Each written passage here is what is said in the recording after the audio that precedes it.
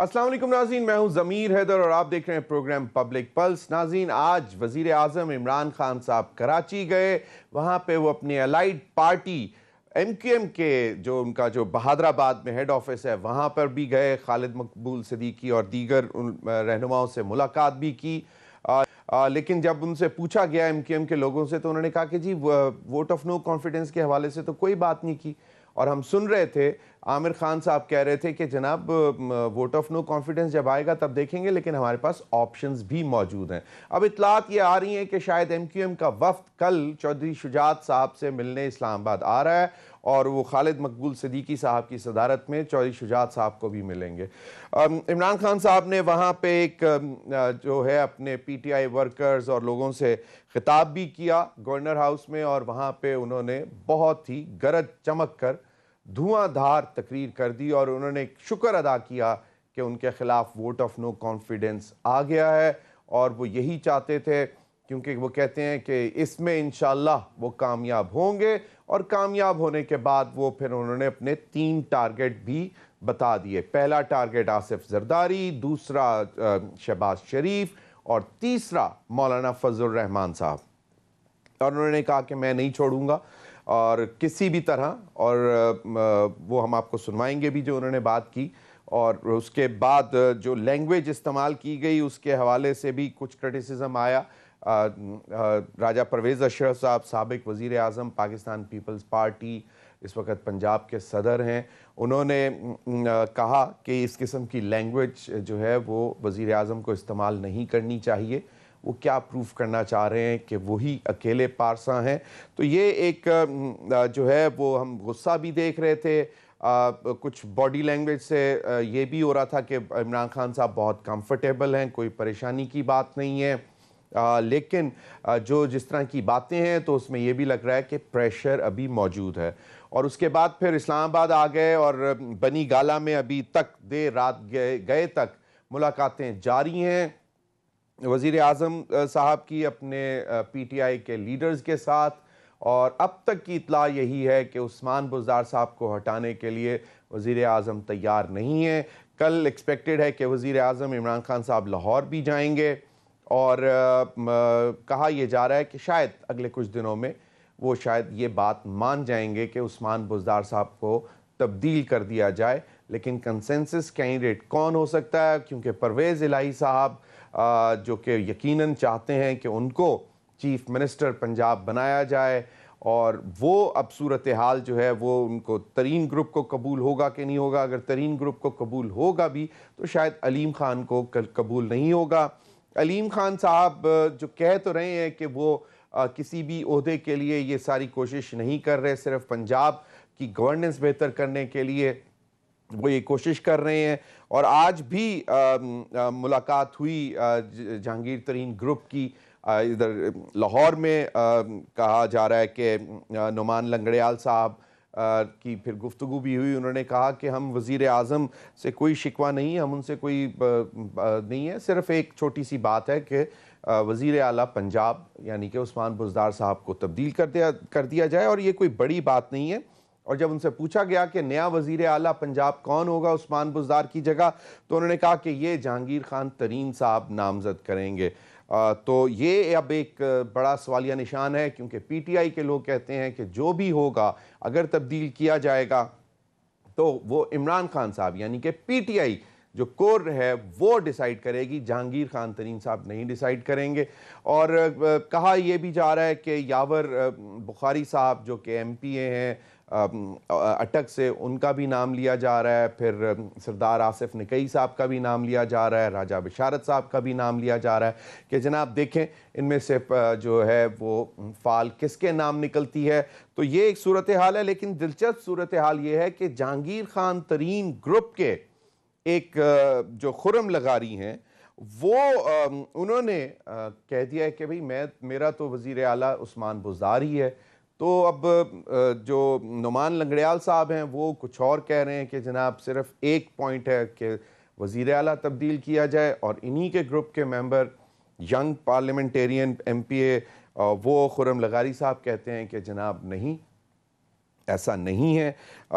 PMLQ शायद अब desperate हुई है क्योंकि आज चौधरी शुजात साहब जो हैं वो जरदारी साहब से भी मिले, गुज़िश्ता रात वो मौलाना फजल रहमान साहब से मिले, और अंदरूनी कहानी ये आ रही है कि शायद ये ऑपोजिशन से उनको मैसेज दिया जा रहा है कि जनाब आपने थोड़ी सी देर कर दी। अब क्या निकलता है इसका नतीजा, क्योंकि चौधरी शुजात साहब से जब शायद ज़राए के हवाले से ये खबर चली थी कि जरदारी साहब ने कहा कि जनाब आप हमें तहरीक अदम एतमाद में हमारा साथ दें, तो उन्होंने कहा कि जी हम इस पर आपको गौर करके बताएंगे।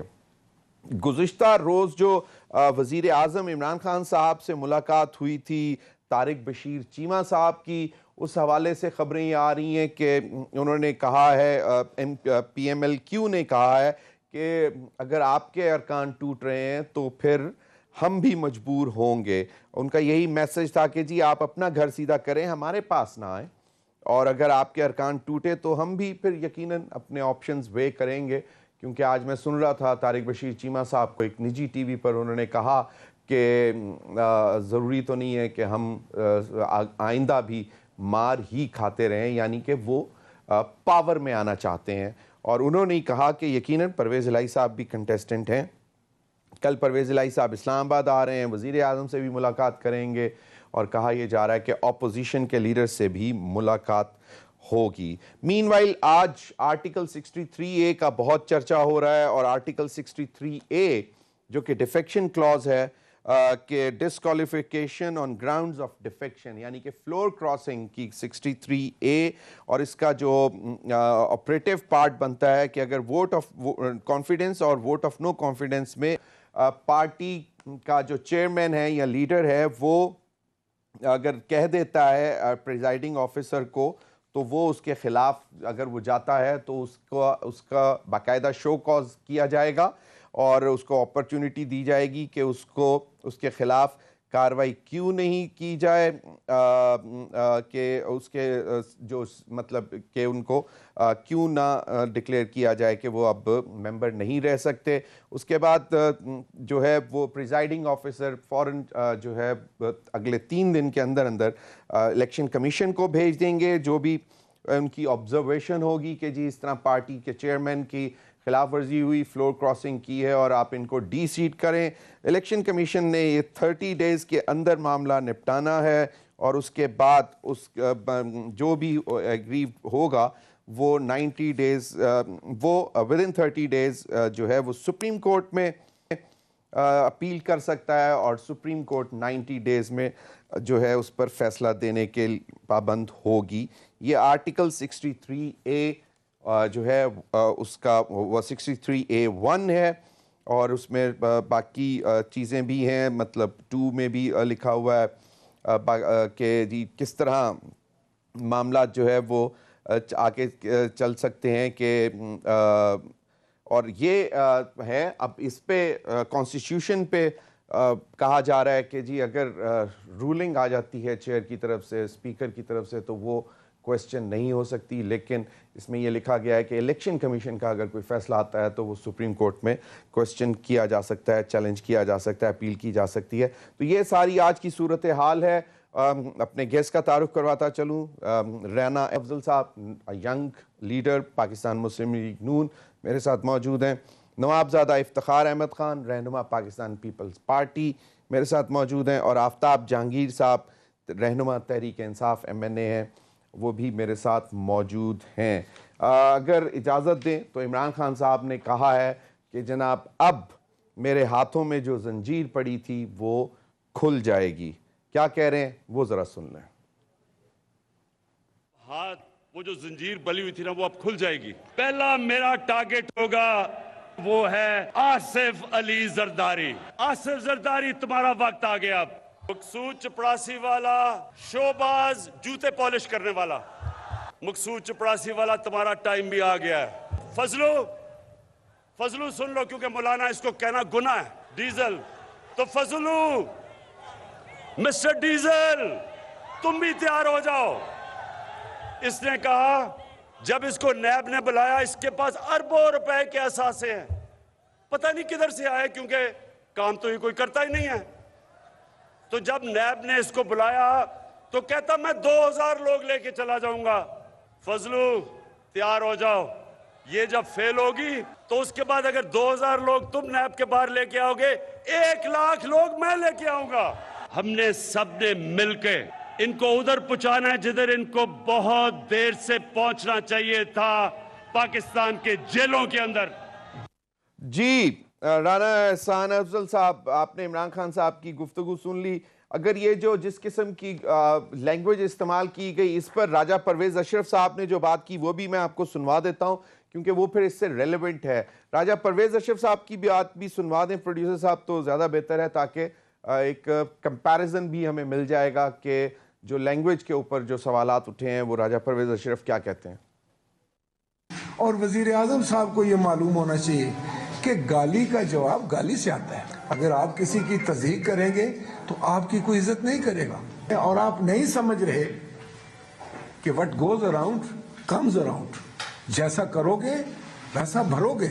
आपके अंदर एक नफरत भरी हुई है और आप समझते हैं कि इसका इजहार करके अगर आप किसी को डाकू और चोर कहते हैं तो आप साध बन जाएंगे, आपको लोग अच्छा समझने लग जाएंगे, आपको लोग पाक-बाज समझना शुरू हो जाएंगे। ऐसी नहीं है बात।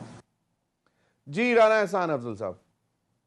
बिस्मिल्लाहिर्रहमानिर्रहीम। देखें जमीर साहब, जो एक कल्चर मुतारिफ कराया है इमरान खान ने और पीटीआई ने, जिसके अंदर कीचड़ उछालना, गाली गलोच, नेम कॉलिंग, मजाक उड़ाना, एक बिलो द बेल्ट बातें करना, आज ये जो तकरीर थी इमरान खान की उसका एक सही मुजस्मा था।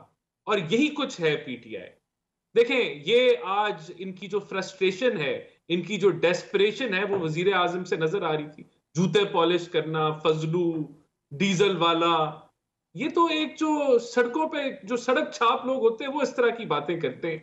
और इससे वो क्या जाहिर कर रहे हैं कि उनके पास कोई और बात नहीं है करने को, कि उन्होंने 3.5 साल में क्या किया, उनका आगे का प्लान क्या है, और अब यही कुछ उनके पास रह गया। देखें, उन्होंने कहा मैं छोड़ूंगा नहीं, मेरे निशाने पे है जरदारी, मेरे निशाने पे है फजलुर रहमान, मेरे निशाने पे है शहबाज शरीफ। तो किसने रोका है भाई आपको? आप 3.5 साल से वजीर आजम हैं। नैब, आपकी नैब न्याजी गठजोड़ जो है वो उसको पीक देखी पूरी अवाम ने। एफआईए को आपने अपने बिल्कुल जिस तरह मनोमन चलाना चाहते थे चलाया। क्या किया आपने?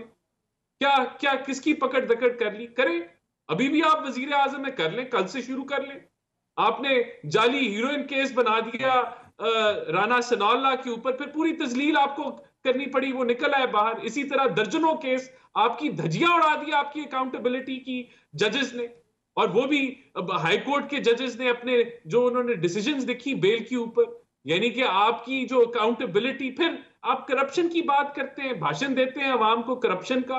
और भाई सबसे करप्ट हुकूमत तो आपकी है, पिछले 10 सालों से सबसे करप्ट हुकूमत आपकी है। पिछले साल में, ये हम नहीं कहते, करप्शन परसेप्शन इंडेक्स कहता है, हर साल करप्शन बढ़ी है, रिश्वत के रेट बढ़ गए, कोई डेवलपमेंट नहीं हुई, कोई आपने टेंजिबल प्रोजेक्ट नहीं किया, कुछ अवाम को डिलीवर नहीं किया, कोई रिलीफ नहीं दी, कोई आपका इलेक्शन का वादा आपने पूरा कर दिया।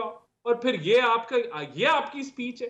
अभी आगे जब आपका ये नैरेटिव चलेगा आगे। राना साहब, कॉन्फिडेंस किस बात का है कि ये फेल हो जाएगी? आपकी vote of no confidence fail हो जाएगी? देखिए, मुझे तो कॉन्फिडेंस नजर ही नहीं कहीं आ रहा, मुझे तो डेस्परेशन, फ्रस्ट्रेशन नजर आ रही है। देखें जमीर साहब, आज एमक्यूएम ने कहा हमारी ऑप्शंस ओपन है, हमारे से अदम एतमाद की बात ही नहीं हुई। तो मुझे तो समझ नहीं आती, इमरान खान झक मारने गए थे कराची, काफ लीग भी जो है वो तारिक बशीर चीमा साहब का आपने बताया कि भाई अगर आप अपने बंदों को नहीं रोक सकते तो ऑप्शन ओपन है। भाई हमने तो एमक्यूएम के साथ जो कोई अभी हमारे यहाँ कोई अभी बातचीत अंडर प्रोसेस है, अभी वो फाइनलाइज नहीं हुई, ना एमक्यूएम के साथ हुई ना पीएमएलक्यू के साथ हुई। हमने तो जो है वो मोशन जो है वो जमा करा ली है, तो हमने तो इन्हीं के बंदों के बलबोते पे कराई है। तो ये तो देखें, मैं आपको बताऊं जमीर साहब, this is a sinking ship, ये डूबती हुई किश्ती है। और जिस तरह लोगों को आपके कॉन्फिडेंस की वजह क्या है? हमारे कॉन्फिडेंस की वजह हमारी नंबर गेम है, मुकम्मल है। चल सही। नवाबजादा इफ्तिखार अहमद खान साहब, इमरान खान साहब की गुफ्तगू भी सुन ली, उस पर रिएक्शन आपके लीडर राजा परवेज अशरफ साहब का भी आ गया, आपने सुन लिया। कॉन्फिडेंस, आपको क्या लगता है कि ये मतलब इतने कॉन्फिडेंट हैं कि मैं ये फेल हो जाएगी और फिर मैं तुम लोगों को नहीं छोड़ूंगा, और वो टारगेट भी बता रहे हैं, और आप लोग कह रहे हैं कि जी नहीं, नथिंग डूइंग, कोई चक्कर ही नहीं है, he is history, he is gone. देखें, असल में यह है कि जितना प्रेशर बढ़ता जा रहा है अपोजिशन की तरफ से वजीर आजम साहब, उससे वजीर आजम साहब के असाब जवाब देते जा रहे हैं और वो उतना ही गुस्से में आ रहे हैं और वो जिस किस्म की गुफ्तगू कर रहे हैं, ये मैं समझता हूँ एक प्राइम मिनिस्टर की शान गुफ्तगू नहीं है। उन्हें कम से कम एक वो कंटेनर वाले इमरान खान से उन्हें बाहर निकलना चाहिए, चाहे वो सिलेक्टेड ही सही। एक प्राइम मिनिस्टर की कुर्सी पर वो बैठे हैं, तो उस कुर्सी का उन्हें लिहाज करना चाहिए और अपनी गुफ्तगू मोहतात अंदाज में करनी चाहिए। दूसरा, जहाँ तक हमारे कॉन्फिडेंस की बात है, हम नंबर गेम पहले यूसुफ रज़ा गिलानी साहब के इलेक्शन में कौमी असेंबली में हम शो कर चुके हैं और इन्हीं की उसके ऊपर होम ग्राउंड में हमने इन्हें शिकस्त दी है और वो इसी नंबर गेम के बलबूते पे दी है। अब भी हम इंशाल्लाह ताला हमारी नंबर मुकम्मल हैं और हम चाह ये रहे हैं कि हम बाकी जो पार्टीज हैं असेंबली के अंदर, हम उन्हें भी ऑन बोर्ड लें और इंशाल्लाह ताला आप उनके रिजल्ट्स भी देखेंगे। सही देख रहे हैं नवाबजादा कि उनकी साहब, तरफ नवाब जी, नवाबजादा साहब, इमरान खान साहब ने यह भी कहा, जब वो जरदारी साहब के ऊपर बात कर रहे थे, उन्होंने कहा कि 20-20 करोड़ रुपया ऑफर कर रहे हैं और उन्होंने कहा कि एक एमएनए ने उनको कहा कि मुझे 20 करोड़ रुपया मिल रहा है, तो इमरान खान साहब ने कहा कि ले लो, पकड़ लो, हराम का पैसा है, ले लो और उसके बाद किसी यतीम खाना खोल लो, कोई लंगर चला दो, कोई बेहतरी के लिए इस्तेमाल कर दो। तो क्या वाकई पैसों पे बात आ चुकी हुई है, हॉर्स ट्रेडिंग हो रही है, बाइंग एंड सेलिंग हो रही है? देखें, ये बहुत अफसोस होता है जब ये खुद अपने मेंबरान पर अदम एतमाद करते हैं और उन्हें बिकाऊ माल करार देते हैं पीटीआई के लोगों को।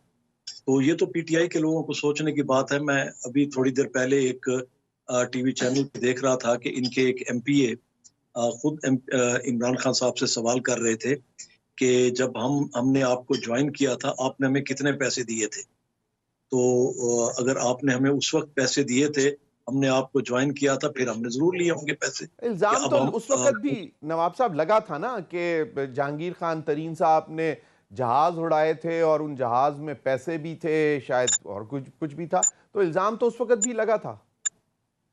देखिए, अब ये तो जवाब देना इनके अपने लोगों पर, ये बिल्कुल सही, अपने बिल्कुल बात कर रहे हैं, उनके लोग ही बताएंगे ना कि इन्हें क्या मिल रहा है क्या। बिल्कुल सही। मैं चाहूंगा कि आप आफ्ताब जहांगीर साहब जरा हमें बता दें। आफ्ताब जहांगीर साहब, आप उस पंडाल में मौजूद थे जहां वजीर आजम इमरान खान साहब ने ये तकरीर फरमाई, और आपका क्या ख्याल है कि कॉन्फिडेंस लेवल था, फ्रस्ट्रेशन थी या परेशानी थी, क्या था ये? बहुत शुक्रिया जमीर कि आपने मुझे अपने प्रोग्राम में मौका दिया। मेरे दोनों दोस्तों को मेरा सलाम।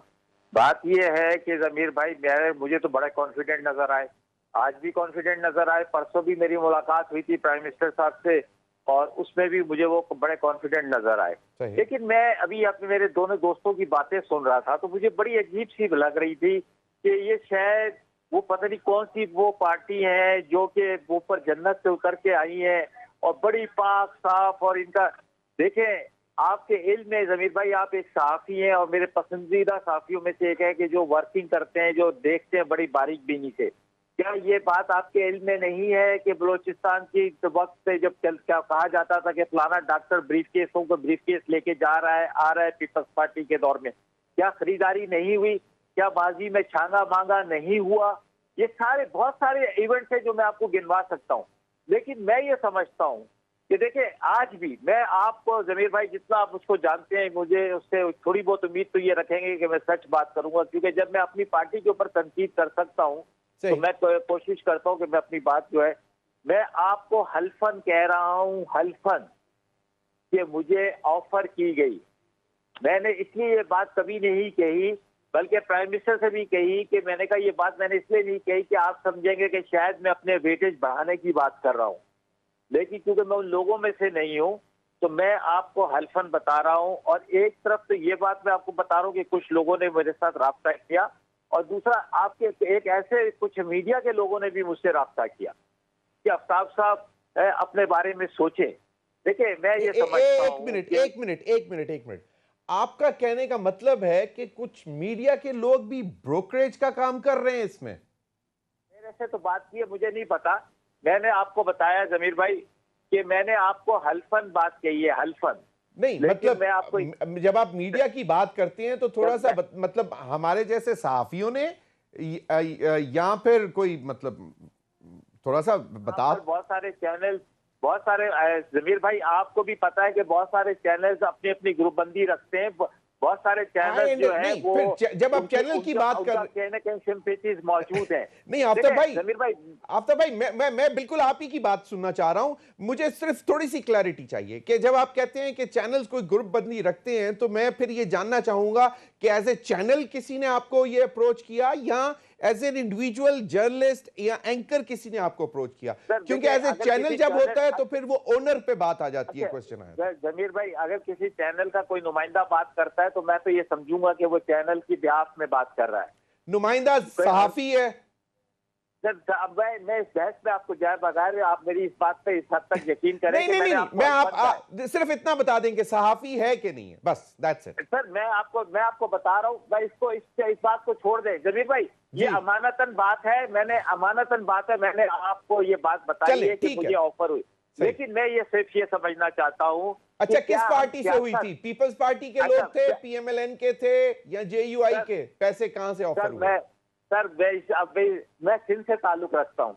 अच्छा चलें, ठीक है, आ गया, क्लैरिटी अच्छा। आ गई। ओके। अच्छा देखिए, बात ये है जमीर भाई कि मैं ये समझता हूँ कि माजी में भी जमीर भाई ये सब कुछ होता रहा और अभी भी हो रहा है और आगे भी होगा। अगर हमने अपनी सियासत के तरीकेकार को तब्दील नहीं किया, अगर हमने ये कोई कानून साजी नहीं की कि कोई शख्स अगर अपनी पार्टी छोड़कर जाता है, जैसे जापान में और दूसरे ममालिक में होता है सही, कि वो बिल्कुल। 5 साल तक या 6 साल तक वो किसी सियासी उसका हिस्सा नहीं बन बिल्कुल, सकता। ये मैंने आर्टिकल 63A जो है वो पढ़ के सुनाया है, उसमें यही लिखा हुआ है। लेकिन उसका पूरा प्रोसीजर है। आफ्ताब जहांगीर भाई, अगर इजाजत दें तो मैं ब्रेक ले लूं, क्योंकि मुझे कहा जा रहा है कि ब्रेक का वक्त हो गया। तो ब्रेक के बाद मैं आप ही से कंटिन्यू करूंगा, आप अपना आर्गुमेंट मुकम्मल कर लीजिएगा। नाज़रीन, वक्त हुआ एक ब्रेक का, हमारे साथ रहिए।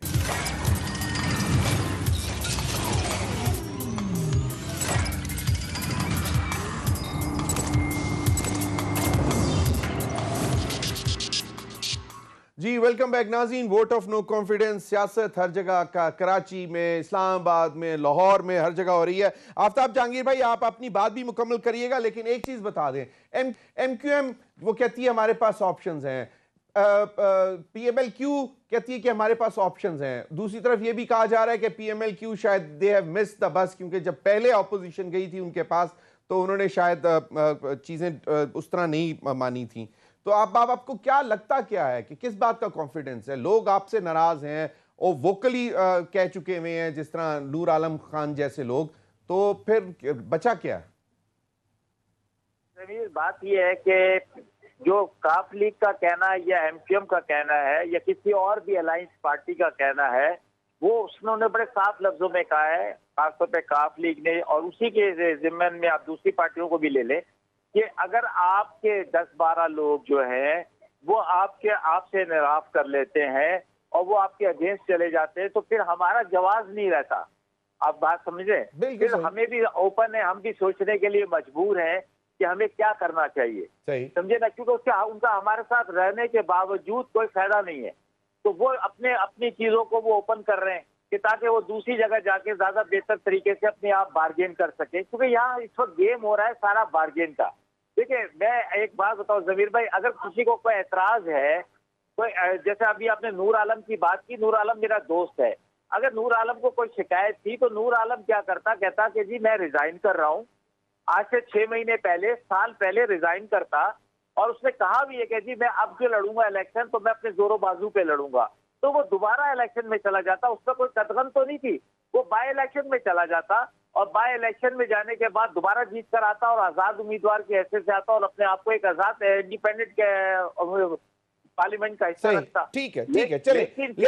लेकिन अगर आपके अलाइड पार्टीज कह रहे हैं कि जी आपका हाउस इन ऑर्डर नहीं है, आपके अपने घर के अंदर, तो इसका मतलब कुछ ना कुछ है तो सही। आपकी बात मैं यही कह रहा हूं कि अगर हमारे पास देखिए, अगर हमारे लोगों में से कोई उस तरफ जाना चाहता है तो किसी अट्रैक्शन में जाएगा ना जमीर भाई। ये बात समझने की वो है। छोड़ दे, बात ये है कि हैं लोग जंप करने के लिए। सर मेरे इल्म में तो नहीं है, ना मेरे से किसी ने कहा है जमीर भाई, ना मेरे इल्म में, ना मेरे से किसी ने कहा है। नाराजगियां जरूर हो सकती हैं, लेकिन अगर कोई जाना चाहता है तो हम मेरे चाहने के बावजूद नहीं रुक सकता। बिल्कुल सही, बिल्कुल सही। मैं राना एहसान अफजल साहब आपकी तरफ आता हूं। ये चोरों का टोला है। इमरान खान साहब ने एक और बात की, ये भी जरा छोटी सी बात है, जरा सुन लें। ये चोरों का टोला मुल्क को बचाने के लिए निकला है। जब इन करप्ट चोरों की मौत आती है तो ये आज असेंबली की तरफ जो आ रहे हैं, अल्लाह तेरा लाख लाख शुक्र है कि तूने मेरी दुआएं कबूल कर ली हैं। दुआएं कबूल कर ली हैं राना एहसान अफजल साहब। देखिए, मैंने आपको करप्शन परसेप्शन इंडेक्स के बारे में तो बता ही दिया कि कितनी करप्ट ये खुद हुकूमत है और अवाम को इन्होंने किस तरीके से कर्जों के तले दबा दिया है। लेकिन यहाँ देखें, जो अभी आफ्ताब साहब कह रहे थे, मेरे लिए काबिल मोहतरम है और बहुत डिसेंट बात हमेशा ये करते हैं, तो इनको तो हम भी ऑफर करते हैं, आप नून लीग में आए, छोड़े इस पार्टी को, इसका वैसे ही सवाल है। राना साहब आपने इसी किस्म की बातें कर करके ना एक पहले ही पीटीआई का बंदा ले लिया कि जी बहुत शाइस्ता, बहुत खूबसूरत गुफ्तगू करते हैं, कोई गलत बात ज्यादा मतलब जुबान खराब नहीं करते, तो आप चले बात करें। कह रहा हूं कि ये आप इतना हैरान हो रहे थे कि ये इनको किसी ने ऑफर कर दी। आजकल तो ओवर हर कोई एक दूसरे पीटीआई वालों को कह रहे हैं यार इधर रह के क्या करना है, चलो चले, कोई सोचे अगले मुस्तकबिल हमारा किधर बेहतर है वहां चलते हैं। तो ये कोई चंबे की बात नहीं है। बात जो इल्जाम लगाया है इमरान खान ने कि कोई 18 करोड़ रुपए किसी को ऑफर किए किसी ने, तो भैया आप उसका नाम लें, आप उस पर तहकीक स्टार्ट करें, एविडेंस लेके आए सामने। ये क्या बात कि आपने तकरीर में जी आप इल्जामात अपनी मर्जी से झाड़ी जाए, अल्लाह का शुक्र है मेरी दुआएं कबूल कर ली, अल्लाह का शुक्र है। देखिए, वो तो अब इन्होंने करना क्या, अब इनके पास रह क्या गया है? अब इनके पास ये बॉडी लैंग्वेज है जो ये दिखाएंगे और ये बातों की जो ये छक्के चौके हैं वो मारेंगे, लेकिन अंदर से तो पूरी जमात हिल चुकी है। अंदर से तो ये पूरी जमात हिल चुकी है, पूरी जमात हिल चुकी हुई है जी। बिल्कुल नवाबजादा साहब, योर टेक ऑन दुआएं कबूल हो गई।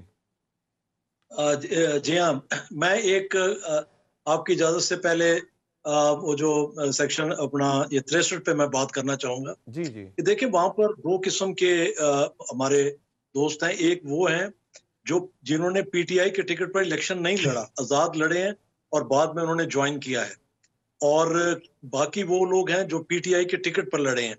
अब ये अपना आर्टिकल 63 किन पर उन पर अप्लाई होता है? एक जो टिकट जिन्होंने नहीं लिया, क्या उन पे भी अप्लाई होगा?